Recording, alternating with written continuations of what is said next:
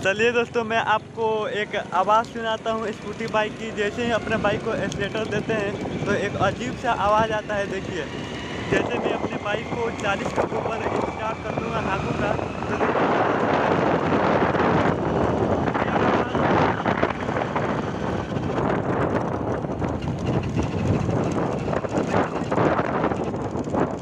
तो उम्मीद है कि आपको आवाज़ सुनाई दिया होगा।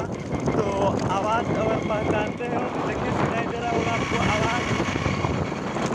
और आपको आवाज़ समझ में आ रहा है तो कमेंट बॉक्स में कमेंट कीजिए, नहीं तो मैं आगे वीडियो में बताता हूँ। चलिए दोस्तों, कैसे आप देख रहे हैं मेरा यूट्यूब चैनल HBT ब्रदर्स। तो चलिए दोस्तों, आज की इस वीडियो में हम बात करेंगे। देखिए, मेरे पास मेट्रो एज बाइक है। ये इसमें क्या है कि जो वो इंजन ऑयल डाला गया था, ये डाला गया था, लेकिन गियर ऑयल जो डाला जाता है गियर बॉक्स में, वो नहीं डाला गया था। जिसके कारण छोटी सी गलती के कारण देखिए पूरा का पूरा गियर ख़राब हो गया था, गियर बॉक्स। ये देखिए, इसके गियर की जो दांत है वो कट चुका है।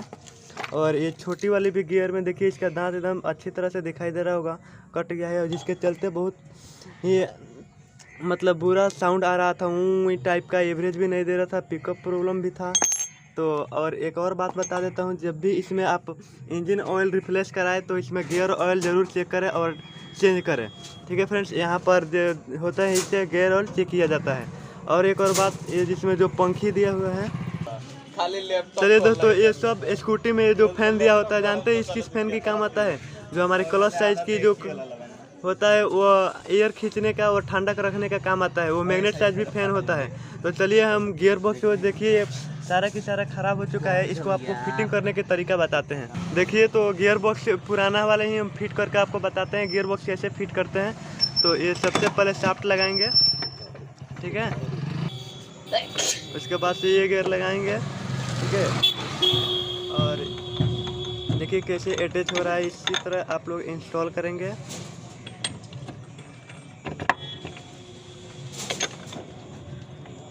और फाइनली हमारा सारी गियर इंस्टॉल हो चुका है। और ये देखिए, जब भी आप गियर बॉक्स को इंस्टॉल करें तो इसमें का बेयरिंग चेकआउट करें ज़रूर। और ये पैकिंग लगाकर हम चेम्बर टाइट कर देंगे, ठीक है।